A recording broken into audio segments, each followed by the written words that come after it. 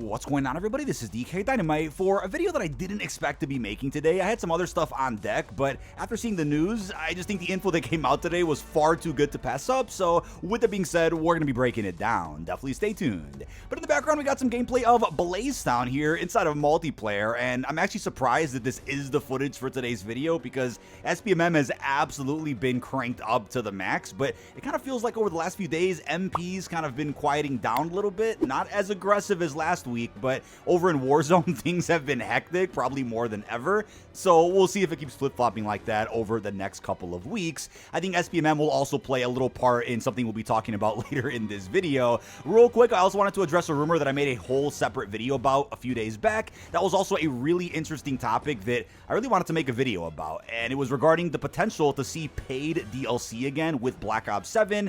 And long story short, the idea or rumor was that battle passes would eventually be required in order to access certain crossover themed playlists or various LTMs in the next Call of Duty title. And as I say in that video, not only do I not support a change like that, I really didn't believe they would even go down that route to begin with, but it made for a real cool discussion on where we are right now with the live service model in Call of Duty. It looks like Charlie Intel got reached out to by some sources, or maybe Activision, and it was confirmed allegedly that that rumor is completely false. So nothing to worry about when it comes to having to pay for events or LTMs or whatever the case may be in the next COD. At the very most, you just may see the continuation of premium tracks, or maybe they'll combine that with Black Cell. Who actually knows?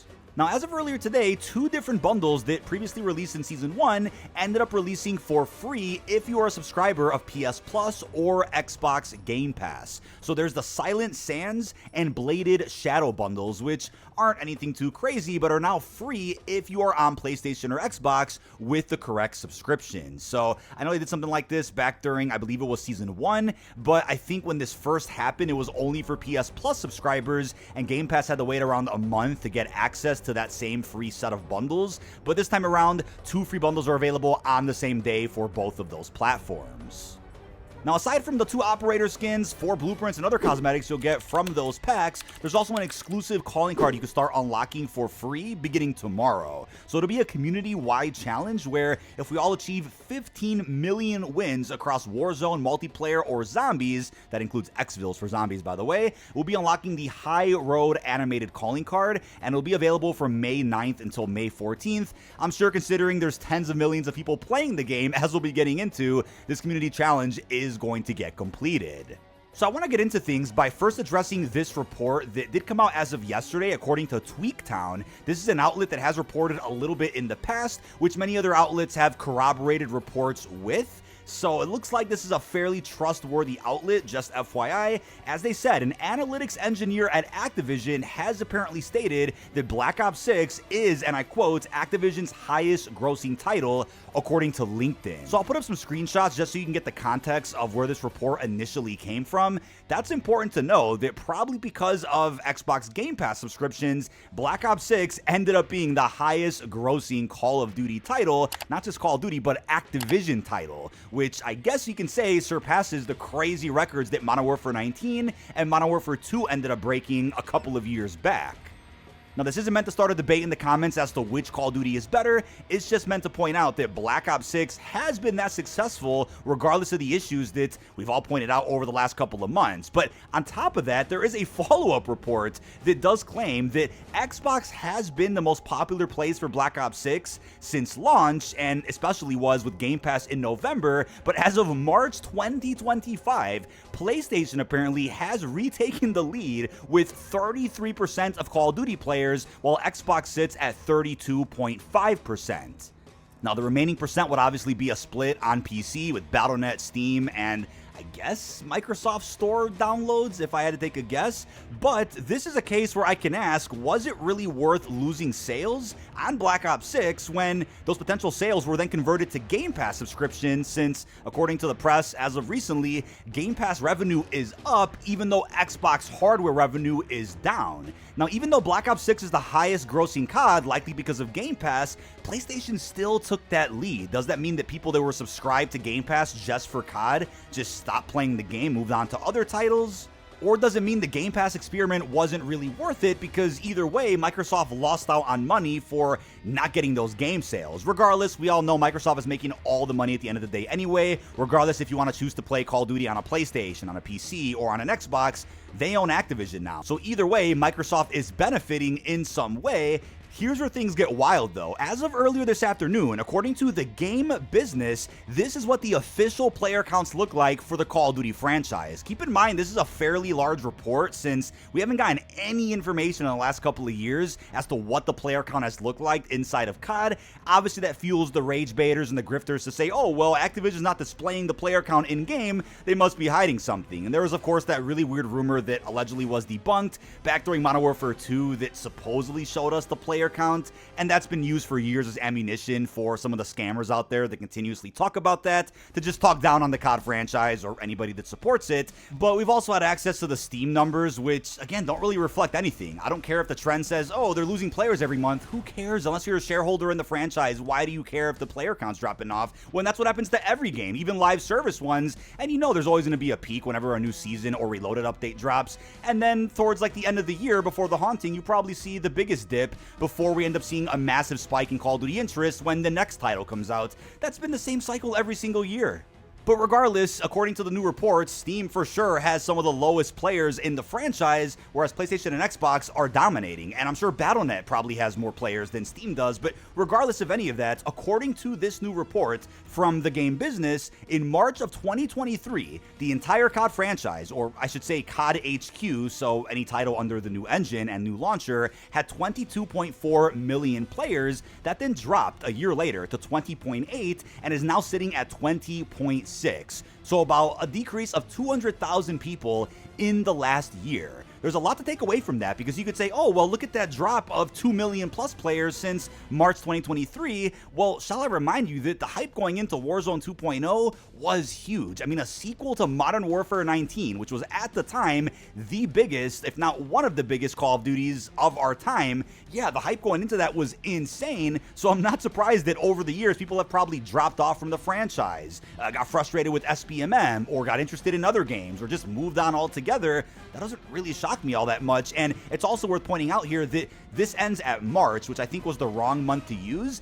I would just like to see what the numbers look like for April because don't forget, Season 3 got delayed for Black Ops 6, and the month of March was very dry. It was tough for content creators, it was tough for regular people out there just grinding the game. There wasn't much being added, there wasn't much communication, and it wasn't until the very end of March when Season 3 finally got marketed and then released in 2 parts for the base game and then for Warzone. What was the spike like for the return of Verdansk and the big update that I would say really turned things around as far as what wasn't working for the game? Season 3 fixed quite a bit. Now, I'm not saying Reloaded hasn't introduced a ton of new problems that we'll talk more about again on the podcast tomorrow, but 20 million active players for this franchise is no small number. I mean, I can't even begin to think about how many other publishers out there would die for a number that's even half of this for their game, especially looking at the yearly cycle that clearly is still working.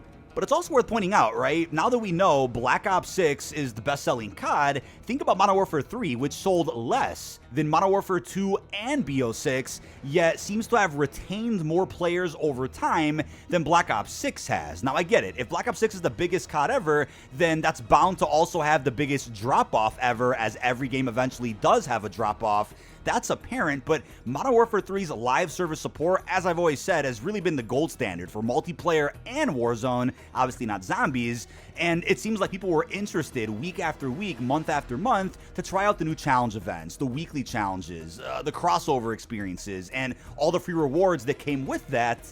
So I gotta say, looking at the live service support of Black Ops 6, which could be a lot better, by the way, I mean, we just now got our first animated camel reward. I do think with SPMM feeling like it's really been cranked up with BO6, with the amount of sweats that have probably been created and have become more of an issue because of Omni movement, put all that together on top of the glaring game issues and the other controversies, not really surprised that maybe it's not holding as many players as MW3. Then again, we don't know what the April numbers look like leading up to now. That's not me defending anybody, but just pointing out the obvious here that an important month has been left out of this report.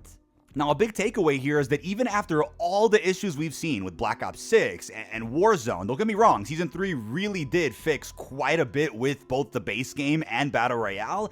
despite all of that, there's still that many people engaged in Call of Duty. So if you really think complaining about bundles, or if you really think people buying bundles, or talking about AI cosmetics and events, if you think any of that's even putting a dent in this franchise, it really isn't. And that's crazy to think about, and puts things in perspective for people who believe that echo chambers on the internet, on Reddit, on YouTube, on Twitter, represent what the opinion of the entire community is. I'm not saying don't voice your opinion respectfully. I'm just saying that people have really underestimated how many average folks come home after a long day at work, just want to play a couple of matches of MP, Zombies, or Warzone, and disregard the fact that there's AI cosmetics in some of the bundles or events, or disregard the fact that another premium track got added when they might not buy it anyway, or maybe they do. People spend money how they want. There's a lot of folks out there that just casually play and don't pay much attention to all the controversy online. Now, if this day wasn't already crazy, considering the reports we've seen, Activision has also sent a cease and desist letter to the manufacturer of Cronus hardware in attempt to stop the company from selling the Cronus Zen hardware,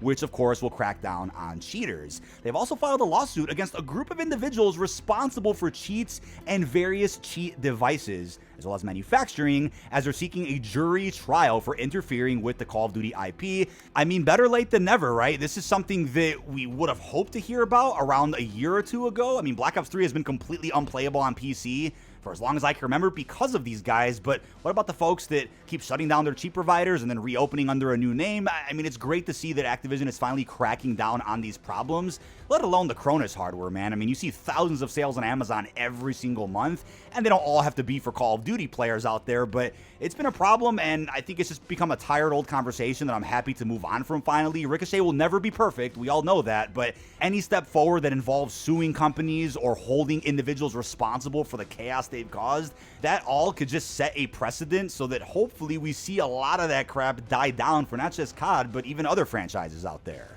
But that is about it. This has been dkdynamite. Leave your thoughts down below in the comment section. What are your thoughts on the wild day that it's been today? It's almost hard to believe that this much information has poured out on the internet in the last 24 hours. Finally got to see some context on the Call of Duty player count, information about how successful BO6 really is, and also some good news when it comes to the cheaters out there. Really hope you've enjoyed, and peace out, everybody.